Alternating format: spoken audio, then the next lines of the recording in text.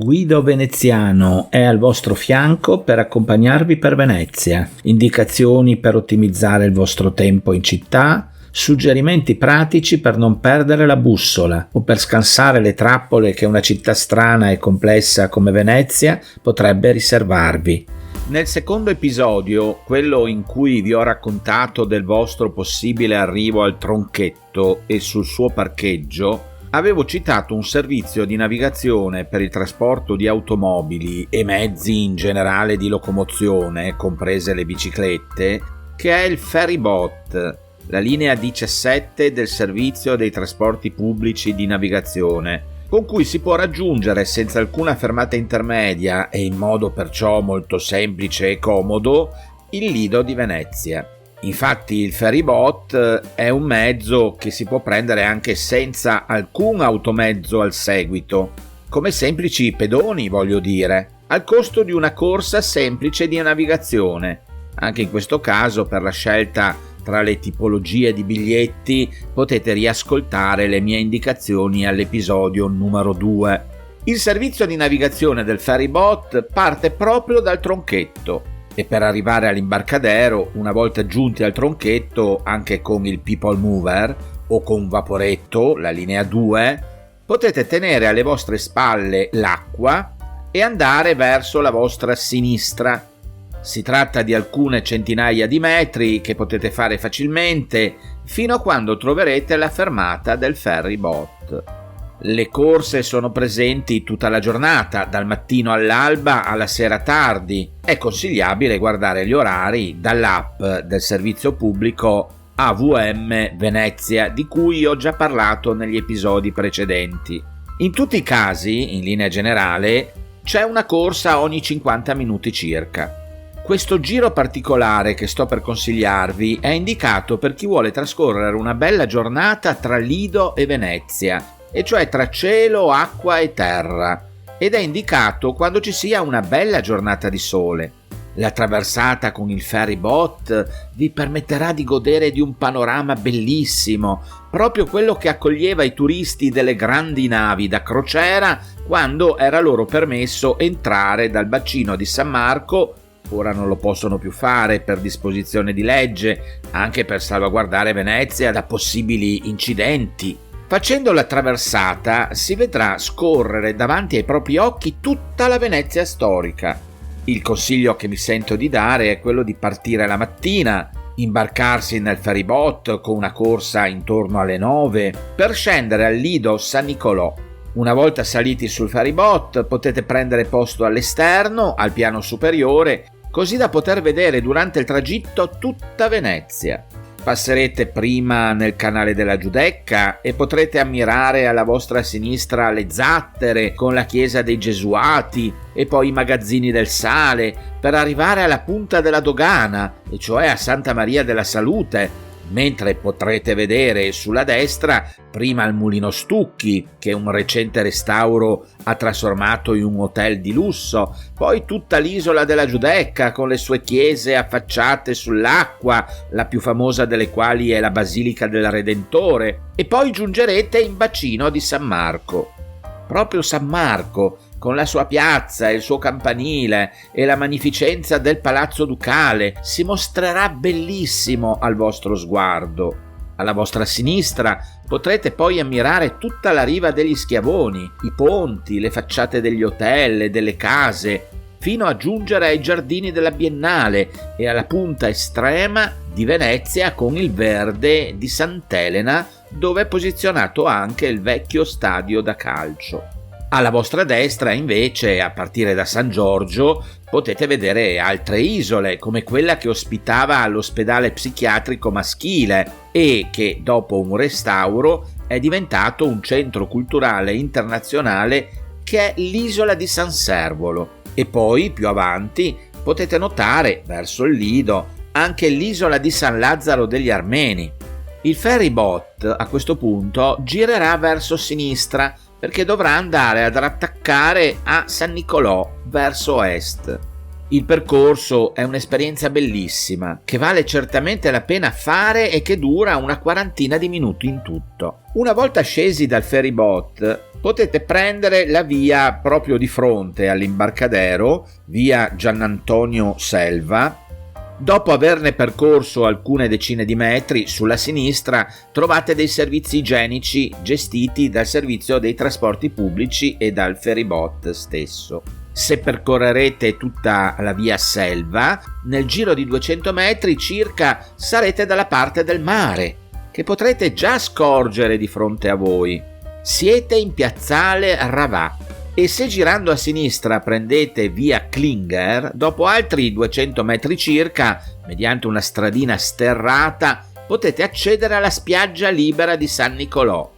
Se volete fare una passeggiata, il consiglio è quello di raggiungere la diga che vedete di fronte a voi a poche centinaia di metri e dirigervi verso il faro. State passeggiando così in uno dei due bracci che definiscono uno degli accessi acquei a Venezia, l'imboccatura di porto forse più importante.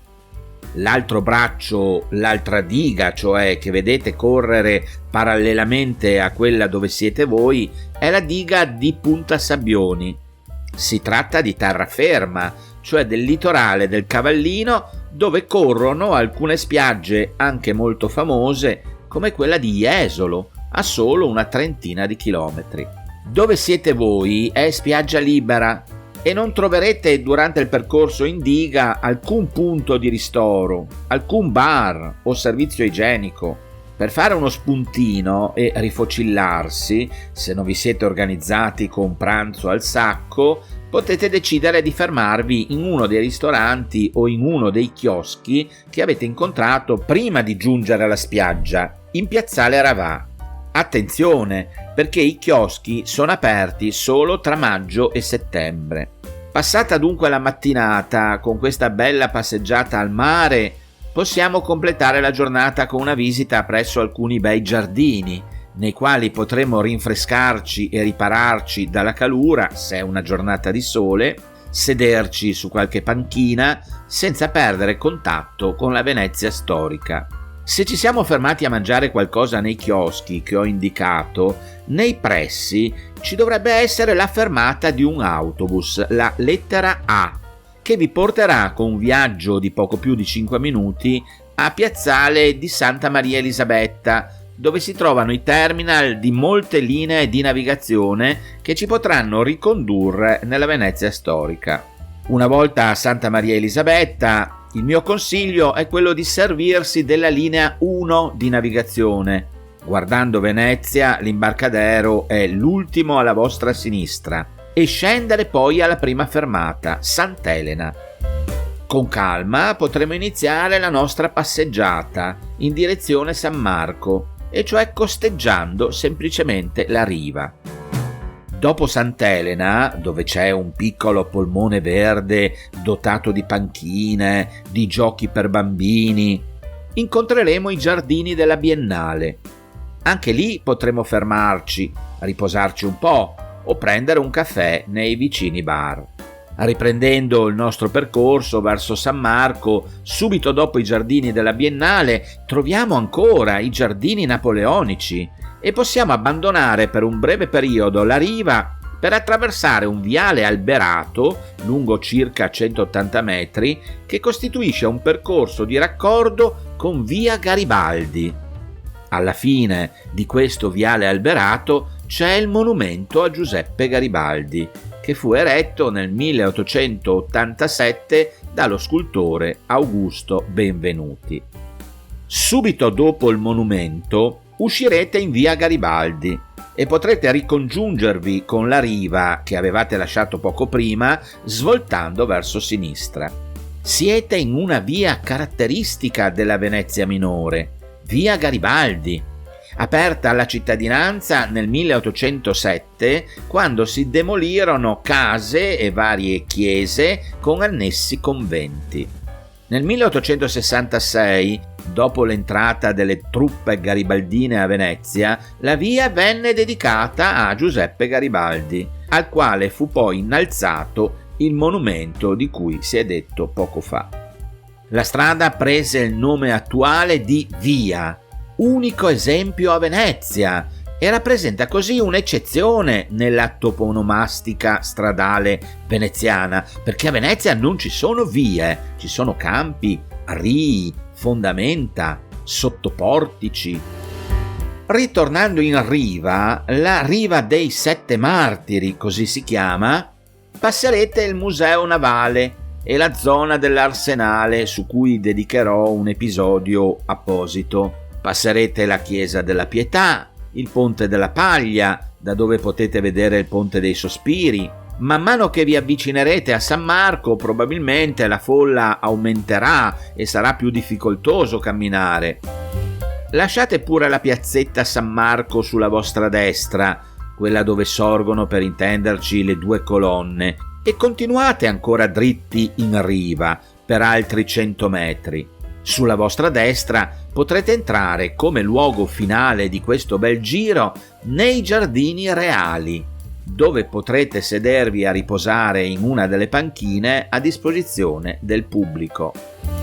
La storia dei Giardini Reali risale al progetto di riforma di tutta l'area marciana voluta da Napoleone. Con la caduta di Napoleone e il ritorno degli austriaci a Venezia, i Giardini Reali furono oggetto di nuovi interventi tra il 1815 e il 1817. Alla fine del XIX secolo venne realizzato un pergolato con struttura in ferro e ghisa che costituisce uno degli elementi principali dell'architettura dei giardini. Il 23 dicembre 1920 i Giardini Reali vennero interamente aperti al pubblico e consegnati al comune. Il giardino oggi è stato recuperato e restaurato ed è una zona di sosta per i tanti turisti. Ovviamente è vietato il picnic o il pranzo al sacco. Oggi dunque avete visto Venezia con un bel giro tra acqua, mare, cielo e terra, ma domani forse potrete rituffarvi ancora nella città, nelle sue calli, nei suoi campi, nelle sue bellezze, che però possono nascondere anche piccoli pericoli. Allora continuate a seguirmi ogni lunedì nel podcast Guido Veneziano, che ci penso io ad accompagnarvi e a consigliarvi per il meglio. E non dimenticate un like.